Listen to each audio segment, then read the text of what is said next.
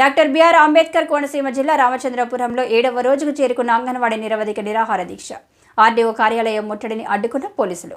రోడ్డుపై పడుకొని దొర్లుతూ పొర్లు దండాలు పెడుతూ నిరసన వ్యక్తం చేసిన అంగన్వాడీలు. ఆర్డీఓ కార్యాలయం గేటు బయట ప్రధాన రహదారిపై బైఠాయించిన అంగన్వాడీ వర్కర్స్, హెల్పర్స్. అంగన్వాడీల న్యాయమైన కోరికలు విస్మరించిన చంద్రబాబు 10 ఏళ్లు పదవికి దూరమయ్యారు. అంగన్వాడీ సమస్యలు పరిష్కరించకపోతే జగన్మోహన్ రెడ్డిని గద్దె దింపుతాం. పాదయాత్రలో అంగన్వాడీలకు ఇచ్చిన హామీని జగన్మోహన్ రెడ్డి అమలు చేయాలి.